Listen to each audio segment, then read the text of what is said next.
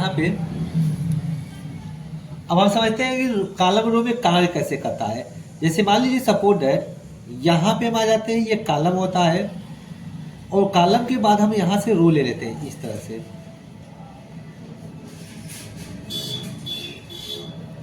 Column जो प्रदर्शित होता है वह ए से होता है, बी से होता है, सी से होता है, और रो जो प्रदर्शित होता है 1 से होता है, 2 से होता है, 3 से होता है, ये 4 से होता है।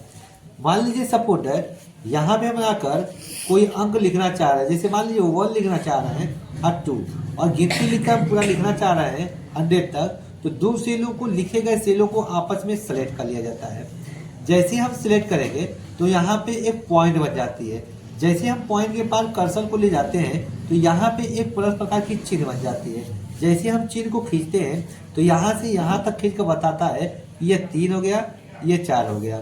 अब आगे देखते हैं, अगर यही चीज़ अगर मान लो पहाड़ा हम लिखना चाह रहे हैं तो लिखेंगे 2 और 4 और दोनों सेलों को आपस में सिलेक्ट कर लेंगे। और जैसे यहाँ पे देखेंगे पॉइंट, अब प्लस यहाँ पे कर्सर को लाते हैं तो प्लस का चिन्ह बन जाता है और यहाँ से पकड़ के लिखेंगे तो ये 6, 8, 10, 15 बन जाएगा। अगर यही चीज़ मान लीजिए सपोज दैट हम डे लिखना चाह रहे हैं तो यहाँ पे लिखेंगे MON, मंडे करके दोनों को सिलेक्ट करेंगे यहाँ से और यहाँ पे पॉइंट पकड़कर खींचेंगे तो संडे, मंडे, ट्यूसडे, वेडनेसडे लिखा जाएगा। और यदि हमें मान लीजिए सपोज दैट अगर मान लो हमें मंथ लिखना होता है तो यहाँ पे मई हम लिख देते हैं और मई लिखकर खींचेंगे तो मई, जून, जुलाई, अगस्त। अब एक